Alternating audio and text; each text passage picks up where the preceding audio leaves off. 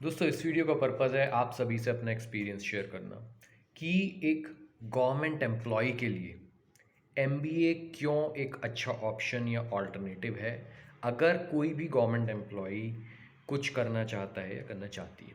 तो आप सभी को इस वीडियो में एमबीए के बारे में मैं बताऊंगा क्योंकि सबसे कॉमन मैंने यही देखा है अपने पुराने ऑफिस में भी जहाँ पे मैं बैंगलोर में काम करता था। उसके बाद अपनी पूरी बैच में भी, सिर्फ बैंगलोर की नहीं और भी ऑफिसेस की बैच में, क्योंकि हम लोगों का एक फेसबुक ग्रुप हुआ करता था, एक व्हाट्सएप ग्रुप भी हुआ करता था, तो हमें पता लगता रहता था कि कौन क्या कर रहा है। तो ज़्यादातर लोगों ने एमबीए को ही ऑप्ट करा था। जो लोग भी जॉब छोड़ना चाह रहे थे, लोगों ने और भी चीज़ें करी थी बट वो बहुत स्पेसिफिक था। कुछ लोगों ने अपना बिजनेस ज्वाइन करा, फैमिली बिजनेस, कुछ लोगों ने अपना किसी और जॉब से आए थे उसी फील्ड में जॉब करने का सोचा, कुछ लोग लीन लेके चले गए, मोस्टली बाकी जो बचे वो अभी वहाँ पर हैं। तो ये सिर्फ मेरे बैचमेट्स का नहीं है, सीनियर्स का भी, जो सीनियर्स थे हमसे एक आध बैच पुराने थे या हमसे जूनियर भी जो लोग भी आए थे, हमारे बाद भी जो लोग आए थे, उसमें भी ये एक जो ट्रेंड था वो देखा गया था। अब चाहे ग्रुप ए हो या ग्रुप बी हो, इसमें मैं बात करूँगा सिर्फ फुल टाइम प्रोग्राम्स की आप लोगों से, ठीक है। तो ग्रुप ए के बारे में तो आपने सुना ही होगा, जो गैजेटेड ग्रुप ए ऑफिसर्स जो होते हैं गवर्नमेंट जॉब में, उनमें आईएएस आईपीएस और ये सब भी आते हैं, और दूसरे डिपार्टमेंट के में भी जो सिलेक्ट होते हैं ग्रुप ए में वो भी आते हैं, और ग्रुप बी में भी आते हैं। सबसे कॉमन एग्जांपल एसएससी सीजीएल के थ्रू ग्रुप बी गैजेटेड में तो डबल ए आते हैं सीएजी में, और ग्रुप बी नॉन गैजेटेड में बहुत सारी पोस्ट आती हैं, जैसे कि आपके जीएसटी इंस्पेक्टर हो गए, या फिर आपके कस्टम्स में हो गए, या फिर आपके मिनिस्ट्री ऑफ एक्सटर्नल अफेयर्स में हो गए, या फिर आपके जो सेंट्रल सेक्रेटरीट ऑफिसर्स होते हैं सीएसएस वाले, वो लोग हो गए, ठीक है। तो स्टार्ट करने से पहले अगर आपने लास्ट वीडियो नहीं देखी है तो पहले आप वो देखो, क्योंकि उसमें मैंने डिस्कस किया है कि क्या आपको जॉब छोड़नी भी चाहिए। अगर आप सोच रहे हो जॉब छोड़ने का तो छोड़नी भी चाहिए, और क्या क्या चीज़ें आपको कंसीडर करनी चाहिए छोड़ने से पहले, ये इंपॉर्टेंट डिसीजन लेने से पहले, ये काफ़ी इंपॉर्टेंट है। तो ये चीज़ आपको पहले मैं एडवाइस करूँगा कि आप उसे देखो, थोड़ा सा सोचो, उसके बाद इस वीडियो पे आना। अगर आपने कभी सोचा है कि हाँ यार एमबीए कर सकते हैं इस जॉब में, आपके फ्रेंड्स ने आपको बताया, आपने कहीं रिसर्च करी हो। नाउ अब मैं आता हूँ कि एमबीए क्यों, एमबीए ज़्यादातर क्यों चूज़ करते हैं जो गवर्नमेंट एम्प्लॉयज़ होते हैं, जॉब छोड़ते हैं, चाहे वो ग्रुप ए हो या ग्रुप बी हो। थोड़ा रिसर्च अगर आप करोगे इंटरनेट पे, या वैसे भी इधर उधर भी आप पूछोगे अपने ऑफिसेज में भी, पुराने जो ऑफिसर्स वगैरह थे ग्रुप ए में या कहीं और, तो आपको पता लगेगा कि काफ़ी लोगों ने एमबीए के लिए ऑप्ट किया, काफ़ी लोग एमबीए करने चले गए। तो उसमें भी क्या है कि दो तरीके की कैटेगरीज होती हैं। एक तो आपको जो ग्रुप ए की मैं बात कर रहा हूँ उसमें स्टडी लीव मिलती है 2 साल की, मेरे ख्याल से कुछ तो उसका एक ड्यूरेशन होता है, 5 साल का होता है, जो भी होता है, पर आप उसमें 2 साल का कोर्स तो कर ही सकते हो। तो कई लोग तो स्टडी लीव पे एमबीए करने चले जाते हैं इंडिया में, या फिर आपका अब्रॉड भी चले जाते हैं, कई लोग बाहर भी चले जाते हैं, ठीक है। उन्हें उसकी स्टडी लीव मिलती है, उन्हें शायद कुछ मेरे ख्याल से फिनेंशियल सपोर्ट भी मिलता है, I am not sure, but एक ये ऑप्शन है। दूसरा, जो जॉब छोड़ के करने जाते हैं, तो ये दोनों तरीके के ही ऑप्शंस हैं। वो इसलिए होता है वो इसलिए होता है क्योंकि एमबीए में अगर आप जाते हो तो आपकी जो प्रोफाइल होती है, जो आपकी जो जॉब की जो प्रोफाइल होती है, उसको आप जस्टिफाई कर सकते हो, ठीक है। आप उसे हाईलाइट कर सकते हो, आपने उसमें क्या किया है। तो गवर्नमेंट जॉब में आप मोस्टली क्या करते हो, एडमिनिस्ट्रेटिव काम हम करते हैं, ठीक है, या फिर कुछ डिपार्टमेंट्स होते हैं उसमें हम फिनेंस से रिलेटेड काम करते हैं, जीएसटी में हम जीएसटी से रिलेटेड काम, इनकम टैक्स में इनकम टैक्स से रिलेटेड, जो बैंक्स वगैरह होते हैं उसमें हम फाइनेंस से रिलेटेड काम करते हैं, ठीक है।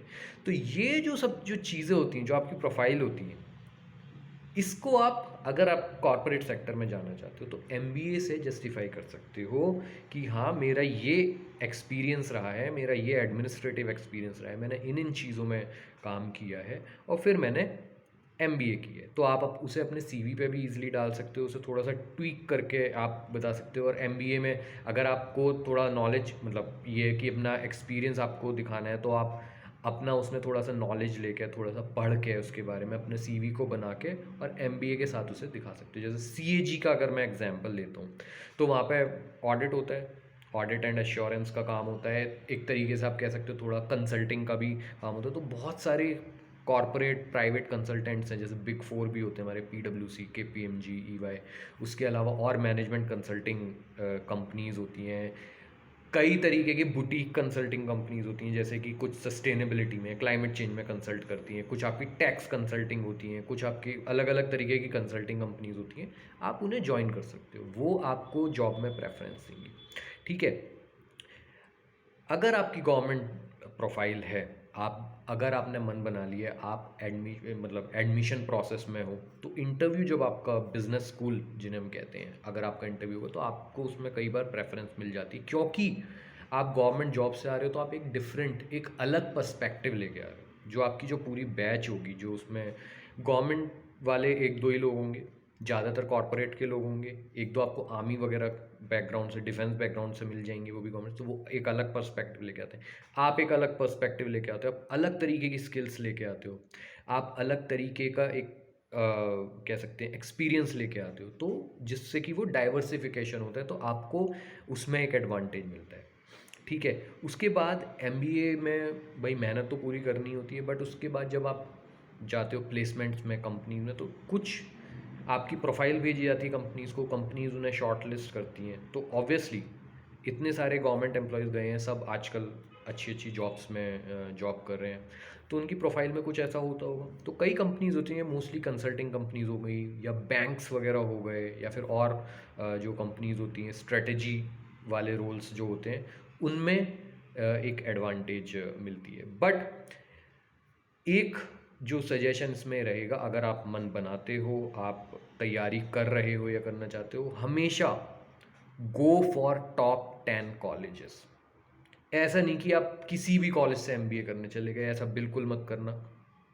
ठीक है। उससे तो आप अपनी प्रेजेंट जॉब को ही कंटिन्यू करो। जाना है तो अच्छे ही कॉलेजेस में जाओ। अच्छे कॉलेज मतलब आपको नाम से भी वो सब पता है, IIMs हो गए, या और जो टॉप 10 कॉलेज हो गए, MDI गुड़गांव होता है, SP जैन, बहुत सारे ये कॉलेज हैं, FMS वगैरह हो गया। अब इसमें भी देखो दो तरीके के MBAs होते हैं। अगर आपका 1-2 साल का ही एक्सपीरियंस है जॉब का, उससे पहले कोई एक्सपीरियंस नहीं है, फ्रेश आउट ऑफ कॉलेज आए हो, 1-2 साल का एक्सपीरियंस है, तो आपका 2 ईयर MBA आपको सूट करेगा। ठीक है। आपके पास टाइम भी होगा, आप मोस्टली होगा कि आप मैरिड भी नहीं होगे। अगर आपके पास एक्सपीरियंस है 5-6 साल से ज़्यादा का, ठीक है, तो आपके लिए 1 ईयर MBA जो होता है, एग्जीक्यूटिव MBA, वो आपको प्रेफर करेगा। वो भी सारे कॉलेज, सारे IIMs कराते हैं, SP जैन, अब तो सब कॉलेजेस खोल रहे हैं। उसमें क्या है कि वो 1 साल का होता है, उसमें आपको वही रिगर 1 साल में मिलता है। कई 1-2 कॉलेजेस में, जैसे आई थिंक MDI गुड़गांव में 15 महीने का या 18 महीने का कोर्स, 15 महीने के करीब का है, उसमें 3 महीने इंटर्नशिप भी है, ऐसा कुछ है। उसमें आपको बाहर जाने का एक्सपोजर भी मिल जाता है उन 12 महीनों में, 15 महीनों में, इवन 2 ईयर्स वाले प्रोग्राम में भी। ठीक है। तो ये आपको थोड़ा सा देखना है कि अगर आप MBA करने का सोचो, तो भैया टॉप के कॉलेजेस से ही आपको करना है। एडमिशन प्रोसेस में भी आपको काफ़ी उसमें मेहनत करनी पड़ेगी। अगर आप 2 ईयर वाला करते हो तो आपको पता है कैट, जैट, ये सब एग्ज़ाम होते हैं। अगर आप 1 ईयर वाला करते हो तो आपको GMAT या GRE, इस टाइप के एग्ज़ाम्स होते हैं, उसमें रिटन एग्ज़ाम होता है। आपको कई बार कॉलेजेस का अपना अपना एडमिशन प्रोसेस होता है, कॉलेज का ऐसे लिखना होता है आपको।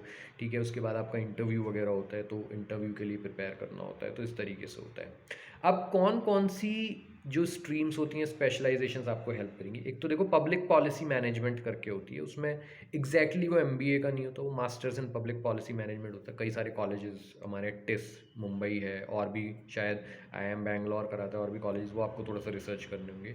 वो काफ़ी अच्छा रहता है गवर्नमेंट एम्प्लॉयज़ के लिए, क्योंकि हम पब्लिक पॉलिसी में ही काम करते हैं, पब्लिक पॉलिसी का ही हिस्सा होते हैं। इंटरव्यूज़ में, प्लेसमेंट के टाइम पे आप बहुत ईजिली उसे जस्टिफाई कर सकते हो पब्लिक पॉलिसी को, अगर आपने थोड़ा सा उसका पढ़ा हुआ है, थोड़ा सा एक्सपीरियंस लिया हुआ है, थोड़ा सा आपको एक ये चीज़ पता है, क्योंकि जो एम्प्लॉयर है उसे ही पता है कि आपने पब्लिक पॉलिसी में काम किया होगा। उसके अलावा फिनेंस, कई सारे रोल्स ऐसे होते हैं, प्रोफाइल्स होती हैं, जैसे GST में हो गया, इनकम टैक्स वगैरह में हो गया, और चीज़ों में हो गया, CAG में हो गया। ठीक है। मिनिस्ट्री ऑफ फाइनेंस में आपने काम किया है, बैंक्स में आपने काम किया, तो आपके लिए फाइनेंस काफ़ी अच्छा रहता है, और बहुत अच्छे अच्छे रोल्स आपको मिल जाते हैं। उसके बाद अगर आप PSU बैकग्राउंड से आ रहे हो, पब्लिक सेक्टर अंडरटेकिंग्स वगैरह से आते हो, तो ऑपरेशंस आपके लिए अच्छा होता है, ऑपरेशंस मैनेजमेंट। उसके बाद अगर आपका मन है भाई HR वगैरह में जाने का, तो वो भी आप बहुत ईजिली उसे जस्टिफाई कर सकते हो कि आपने एडमिनिस्ट्रेटिव चीज़ों में काफ़ी काम किया, तो HR आपके लिए अच्छा है। कई लोगों का डेटा एनालिटिक्स या थोड़ा सा टेक्निकल साइड पे इंटरेस्ट होता है, तो आप थोड़ा सा अपने एमबीए के साथ या उससे पहले ही ये सब चीज़ें तो आप कोर्स करके भी आप कर सकते हो और उसके थ्रू भी जॉब ले सकते हो। डेटा एनालिटिक्स में भी आ रहे हैं आजकल एमबीएज और दूसरे प्रोग्राम। और नई एक चीज़ आ रही है सस्टेनेबिलिटी मैनेजमेंट, उसमें भी कुछ प्रोग्राम्स शुरू हो रहे हैं। तो अगर आपका मन है सस्टेनेबिलिटी में, क्लाइमेट चेंज और इन सब चीज़ों में जाने का, तो आप उसमें कर सकते हो। इंटरेस्टेड हो आप मार्केटिंग में भी कर सकते हो। ठीक है, अब ये तो सारी चीज़ें हो गई। आप अपना वैल्यू ऐड लेके जाओगे, एक स्ट्रेंथ ले। हाँ, जब आपका प्लेसमेंट का टाइम आएगा या आपका बिजनेस स्कूल में आपको एडमिशन लेना, उसके इंटरव्यू का टाइम आएगा, तो आपको जो, वो तो किसी के भी लिए है, आप चाहे कॉर्पोरेट सेक्टर से आ रहे हो, आप इन्फोसिस से काम करके आ रहे हो, या फिर आप गवर्नमेंट जॉब में काम करके, आपको इंटरव्यूअर को ये चीज़ शोकेस करनी है, ये चीज़ उसे रियलाइज़ करानी कि जो आप जो लेकर आ रहे हो टेबल पे, ठीक है, अपनी जॉब के एक्सपीरियंस से, अपनी लाइफ के एक्सपीरियंस से, वो एक वैल्यू ऐड करेगा। वो एक वैल्यू ऐड कैसे करेगा, वही आपको हाईलाइट करना है। और वो सब चीज़ें आप आर्टिकुलेट आराम से थोड़ी सी प्रैक्टिस के साथ कर सकते हो, नॉलेज के साथ कर सकते हो। ठीक है, अब लास्ट एक जो चीज़ मैं इसमें डिस्कस करना चाहता हूँ, खर्चा। खर्चा देखो 25 से 30 लाख, चाहे आप 2 ईयर के लिए जाओ, 1 ईयर के लिए जाओ, टॉप के कॉलेजेस से जाओगे, इतना खर्चा आ जाता है आपका। ठीक है, टाइम आपको पता ही है, 2 साल या 1 साल किस आप एमबीए पे जा रहे हो, मेहनत उसमें एफर्ट लगता ही है। ठीक है, बट उसके बाद जब आपका प्लेसमेंट्स वगैरह हो जाते हैं, तो 20 से 25 लाख का ही आपका स्टार्टिंग पैकेज लगता है। कई बार वो ज़्यादा भी हो सकता है, बट इतना तो नॉर्मली लग ही जाता है। और कुछ जो स्पेशलाइज हो सकता है कि कोई कंपनी है, आपने बहुत अच्छा टैक्स में काम किया हुआ है, आपको एक्सपीरियंस है, आपका इंटरव्यू अच्छा जाता है, उसे टैक्स के लिए ही एक स्पेसिफिक रोल चाहिए, प्रोफाइल चाहिए, तो वो आपको और हो सकता है काफ़ी अच्छे पैकेज दे दें।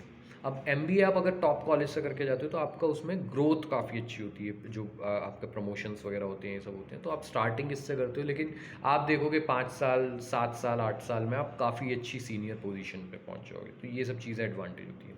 इसके बाद जस्ट मैं आपसे ये इसमें कहना चाहता हूँ कि कोई भी आपका सवाल है, कुछ भी है, कोई भी आपको डाउट है स्पेसिफिक, कोई भी इस टॉपिक से रिलेटेड डाउट है, आप मुझे ईमेल कर सकते हो। उसके बाद मैं अगर हमें बात करनी है तो मैं आपको अपना नंबर दे सकता हूँ, और हम उसमें 1-to-1, 1-on-1 बात भी कर सकते हैं। अगर मैं आपका कुछ भी सपोर्ट कर सकूँ, कोई भी हेल्प कर सकूँ इस चीज़ में, आपको डिसीजन लेने में, तो it would be my pleasure.